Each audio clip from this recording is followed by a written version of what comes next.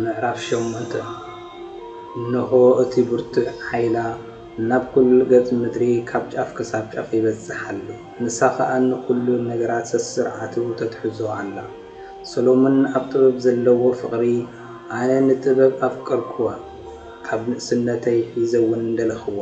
መርዓተይ ክገብራ ድማ ተመነኹ፣ ካብ ጽባቕኣ ዝተላዕለ ድማ ብፍቕራ ተመሰጥኩ።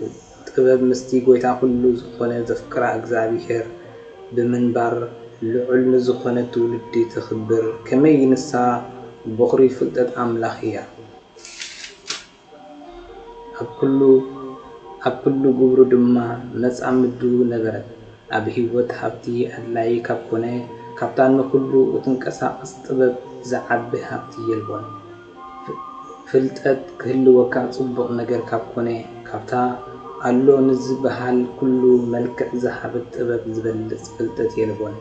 መንፈሳዊ ሓይሊ ትደሊ ካብ ኮንካ መንፈሳዊ ሓይሊ ናይ ዘበለ ኩሉ ገባሪት ጥበብ እያ። ፍትሒ ኮነ ትብዓት ገዛእ ርእስኻ ምግታእ ኮነ ምስትውዓል መበቆሉ ጥበብ እያ። ካብዚ ንላዕሊ ንሰብ ዝጠቕሞ ነገራት ከዓ ኮታ የልቦን። ብዙሕ ተመክሮ ክህልወካ ትደሊ ካብ ኮንካ ናይ ዛንታ ትምህርቲ እትፈልጥ ጥበብ እያ። መጻኢ ኩነታት ምሕባር እትኽእል ከዓ ጥበብ እያ። ንሳ ትርጉም ከቢድ ዘረባን ምፍታሕ ግድላትን ትፈልጥ፣ ነቲ ኣምላኽ መዲብዎ ዘሎ እትእምርትን ተኣምራትን ትፈልጦ። እቲ ምንቅስቓስ ታሪኽ ከመይ ኢሉ ከም ዝምዕብል እውን ትፈልጥ። ስለዚ ኣነ ንጥበብ ምሳይ ክትነብር ናብ ገዛይ ክወስዳ መደብኩ። ከመይ ንሳ ሰናይ ማዕዳ ከም እትህበኒ ኣብ ግዜ ሓዘን መከራን ከም እተተባብዓኒ ፈሊጠ ኣለኹ። ኣነ ንገዛእ ርእሰይ ከምዚ ኢለ ሓሰብኩ፣ ብጥበብ ምኽንያት ሰባት ኣብ ዝተኣከብሉ ኩሉ ክገብር እየ። መንእሰይ እኳ እንተኾንኩ ኣረጉቲ ሰባት ከኽብሩኒ እዮም። ኣብ መንበር ፍርዲ በሊሕ ክኸውን እየ። እቶም ኣብ ስልጣን ዘለዉ ሰባት ከዓ ከኽብሩኒ እዮም። ኣነ ስቕ እንተበልኩ ንሳቶም ንኽዛረብ ክጽበዩኒ እዮም። እንተ ተዛረብኩ ከዓ ጽን ኢሎም ክሰምዑኒ እዮም። ሽሕ እኳ ዘረባ እንተ ኣንዋሕኩ ንሳቶም ብተመስጦ ክሰምዑኒ እዮም። ብምኽንያት ጥበብ ዘይመውት ክኸውን እየ። ኣብቶም ብድሕረይ ዝመፁ ድማ ንዘለዓለም ሕያው ኮይነ ክነብር እየ። ኣብ ልዕሊ ህዝብታት ክነግስ እየ፣ ኣሕዛብ ከዓ ክግዝኡኒ እዮም። ጨካናት ነገሥታት ስመይ ክለዓል ሰሚዖም ብፍርሒ ከንቀጥቅጡ እዮም። ቁኑዕ ንጉስ እዩ፣ ኣብ ዓውዲ ውግእ ከዓ ጅግና ወተሃደር እዩ እናተባህለ ክንገረለይ እዩ። ናብ ጥበብ ናብ ገዛይ ምስ ተመለስኩ ዕረፍቲ ክረክብ እየ። ከመይ ምስኣ ምዃን ባእሲ የብሉን። ምስኣ ምንባር ሓጎስን ደስታን እምበር ስቓይ የብሉን። ነዚ ነገራት እዚ ብውሽጠይ ምስ ሓሰብክዎ ብእሙሮይ እውን ምስ ኣሰላሰልክዎ ንጥበብ ምምርዓው ዘይመውት ምዃን ማለት እዩ። ምስኣ ምፍቃር ፍጹም ሓጎስ ምርካብ ማለት እዩ። ብጥበብ ምዕባይ ዘይወዳእ ሃብቲ ምድላብ ማለት እዩ። ምስኣ ብምዃን ተመክሮ ምቅሳም መስተውዓሊ ምዃን ማለት እዩ። ምስኣ ምምያጥ ምርኡይ ምዃን ማለት እዩ። እዚ ደምደምኩ፣ ሽዑ ንጥበብ ክምርዓዋ መደብኩ። ገና ቆልዓ ከለኹ ብተፈጥሮይ ጽቡቕ ተውህቦ ነበረኒ። ንዕድለይ ከዓ ሕያወይቲ ነፍሲ በጽሐትኒ። እባ ደኣ ሕያዋይ ስለ ዝነበርኩ ኣብኡ ንኽሓድር ዘይተመራስሐ ሰብነት ተዋህበኒ። እንተኾነ ኣምላኽ እንተዘይዓዲሉኒ ጥበብ ክትህልወኒ ከምዘይትኽእል ተገንዘብኩ። ጥበብ ክህበኒ ዝኽእል በይኑ እግዚኣብሔር ከም ዝኾነ ምፍላጥ ንገዛእ ርእሱ ምልክት ምስትውዓል ነበረ። ምእንቲ እዚ ናብ እግዚኣብሔር ጸለኹ፣ ከምኡውን ለመንክዎ። ብምሉእ ልበይ ከዓ ከምዚ ዝስዕበልኩ። ምዕራፍ 9 ሰሎሞን ጥበብ ንምርካብ ዝጸለዮ ኦ ኣምላኽ ኣቦታተይ محرد زملأك قويتا نخل نجر بقالك فترك عبل علي كل فترة نخجزاء نسب بطببك فترك هيو نعلم بقنعنان بقدسنان كم حدر كم أول بزي أدلو نخفر دشمك هيو نتا أبطأ زفنكا تقميت أزلا طبب هابني كم منغو أقلقلتخا أو سيخا حيت دربيني كمتي عدي باريخا زنبرت أنون باريخي أنا دخو من حبسير عدم زلون سبني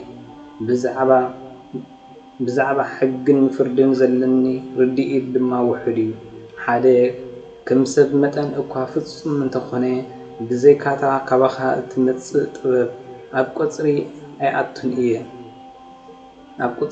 أتن إيو عبلعي حزبخا إسرائيل نقوس خون عبو وداتن أوالدين دك خون كفرد زحار خاني نسخيخا عبت قدوس انباخا بيت مقدس كهنس عبتا كم بيت زخونت كتما يورسالين كا مسوي كسرح زغبر كاني نسخيخا زي آدما نايتا مجمرتا بعدخا زدال خيا عب سمايات زلا بيت مقدس مساليا طبب مساخا سيده زخونت نكلو تغبارات كتفلطو ايا نعالم كتفلت كلخا مساخا نبرت انتاي كم زحب وسكا تفلت يا اتي قنوعن مس تزازاتكا زسامع ايناي كم زخونت تفلت يا مساي كوينا كتسرحن انا دما اتي زحب وسكا انتاي كم زخونه مانتكب كم مهارن نتبب كابتي قدوس زخونه سماياتن كابتي غرما زمرو زفانكان ناباي سددا نسانو كله نجر تفلطون تردون إياه أبتي زقبرو كله فلتت كتمرحني إياه كبرى دما كحلوني إيو شعو نهزب خابقن عنا قفردية أبزفان أبوي كقمتك بقعك خون إياه تقباري كا قبل خون إيو حسابات إجزابير كفلت زخسب انتوايو فقاد أملاك فلت زخسب كمانيو كمي من فلساف مواتي سب كنتيو مدباتنا كا بزح جزي فراساي ايو اتي فراسي سبنت من نفسي خبدا ازي مرتاوي دكان ازي كا نتي زحسب امرو صور يخونو عبلعلي مدري انتاي كم زلو نفلات ازي خدلنا نتي أبطانا زلو نفلات كأوكوا بزح يسعرنا نتي أبسما يزلو لأكوتا من فطري خيل نسخات وبزحب كاين كون عنفسكا قبل علي زرد كالل انتو زي كوينو نحاسب كالزفتو حادو كويلون بزي من قدي زي لما أم مدري زلو سبات بتقنعت من قدي كم زملالسو كونو انتاي كم زحاسب كادما تمهرو بتقبب تحل يومون لحنو معرف عسرته طببنا قدامي تبجوتو طبب نتي أبو كل عالم زخنة مجمرتا فطور بينو أبزت فطر اللؤوان حلوتو قب كل جبري حاتياتو دما أرحنتو نتي أب مدري زل كل نجر كإزاز كا صنعت حابتو كأيل نطبب حدقا انتخوني حرق دسنا زرحقو بقطعا حويرو نطبب زحادق سب دما نبره نسو بقطعان حو بمقطعلو نجزع رؤسو أدفع طبب ننوه أدحانتو مدري بسري حتيات اتي سبتي بماي ايهي تعلق كلا طبب نحادث أدق سب مرحتو بعنشيتي بتسرحت جالبا غير دما أدحانتو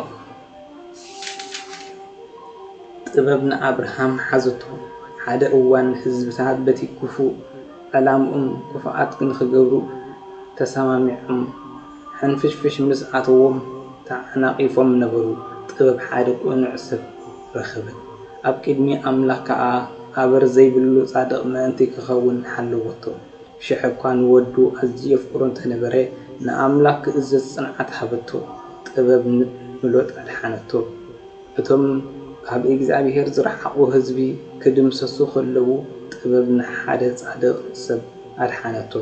ካብ ሰማይ ዝዘነበ ሓዊ ነተን 5 ከተማታት ክህሙኸን ከሎ ንሱ ደሓነ። ናይ ክፍኣቶም መርኣያ ክሳብ ሎሚ ኣሎ። ምድሮም ቀጺሉ ዝተክኽ ምድረ በዳ እዩ። ኣታኽልቶም ድማ ኮታ ዘይእረ ፍረ እዩ ዝፈሪ። ናይታ ብዘይ ምእማና ጨው ኮይና ዝተረፈት ሓወልቲ ድማ ኣብኡ ኣሎ። ህዝቢ እተን ከተማታት እቲአን ጥበብ ዝነዓቑ ንጌጋ ካብ ቁኑዕ ፈልዮም ክነብሩ ከዓ ዘይከኣሉ ሰባት እዮም።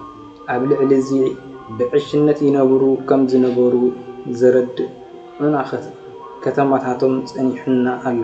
ስለዚ እቲ ውድቀቶም ኮታ ክርሳዕ ኣይከኣልን እዩ። ጥበብ ግና ነገልገልታ ካብ ጥፍኣት ኣድሓነቶም። ጥበብ ንያዕቆብ ከም ዝተበጀወቶ ሓደ እዋን ሓደ ጻድቕ ሰብ ካብ ቁጥዓ ሓዉ ክሃድም ነበሮ። ጥበብ ድማ ብቕኑዕ መገዲ መርሐቶ።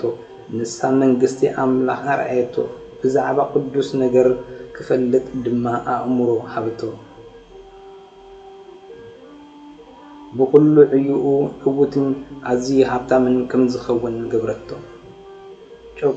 ጨቆንቱ ብህርፋነቲ ዝነበሮ ክሓድግዎ ምስ ተላዕሉ ጥበብ ምስኡ ደው በለት። ሃብታም እውን ግብረቶ። ካብቶም ንኽጥቅዕዎ ኣድብዮም ዝጽበዩ ዝነበሩ ጸላእቱ ኣድሓነቶ። ንሳ ኣብቲ ብርቱዕ ውግእ ዓወት ሃበቶ። ስለዚ ድማ ንሱ ንኣምላኽ ምግልጋል እንተዘይኮይኑ ካልእ ነገር ንሰብ ከጽንዖ ዝኽእል ከም ዘየልቦ ተረድዕ። ጥበብ ንዮሴፍ ከም ዘድሓነቶ። ሓደ እዋን ሓደ ጻድቕ ሰብ ንባርነት ተሸጠ። ግና ጥበብ ኣይገደፈቶን። ንሳ ካብ ሓጢኣት ሓልያ ኣድሓነቶ። ናብ ቤት ማእሰርቲ ምስኡ ወረደት። ኣብቲ መንግስቲ ዝለዓለ ስልጣን ክሳዕ እትህቦን ኣብ ልዕሊቶም ሓደ እዋን ዝጭቁንዎ ዝነበሩ ህዝቢ ገዛኢ ክሳዕ እትገብሮን ድማ ኮታ ኣይሓደገቶም። ነቶም ብሓሶት ዝኸሰስዎ ከዓ ኣስጣሓቶም። ንሓዋሩ ዝነበሩ ክብሪ እውን ሃበቶ። ጥበብ ንእስራኤላውያን ካብ ግብፂ መሪሓ ኣውፀቶም። ጥበብ ሓደ እዋን ንጹሃትን ቅዱሳትን ንዝኾኑ ህዝቢ ካብቶም ጨቆንቶም ዝኾኑ ህዝቢ ሓራ ኣውፀቶም። ኣብ ሓደ ኣገልጋሊ እግዚአብሔር ሓደረት። ድንቅን ተኣምራትን እናገበረ ድማ ኣብ ቅድሚ እቶም ዝፈርሁ ነገስታት ደው ከም ዝብል ገበረቶ። ነቶም ቅዱሳን ህዝቢ ዓስቢ ጻዕሮም ሃበቶም። ብዘደንቕ መገዲ መርሐቶም። ብመዓልቲ ጽላል ብለይቲ ድማ ዝነድዱ ብሩሃት ከዋኽብቲ ኮነትሎም። በቲ ዓሚቕ ማይ ዘለዎ ቀይሕ ባሕሪ መርሐቶም። ንጸላእቶም ግና ኣስጠመቶም። ሬሶኦም ተገፊዑ ናብ ገምገም ባሕሪ ከም ዝወፅእ እውን ገበረቶም። ስለዚ ጻድቃነቶም ካብ እግዚአብሔር ዝረሓቁ ህዝቢ ዘመትዎ። ንቅዱስ ስምካ ዝግባእ መዝሙር ዘምሩ። ብሓይልኻ ስለ ዝድሓንካዮም ብሕብረት ኣመስግኑኻ። ከመይ ጥበብ ነቶም ክእለት ዘረባ ዘይብሎም ኣፍያ ንህፃናት እውን ከይተረፈ ኣጽርዮም ከም ዝዛረቡ እትገብር እያ።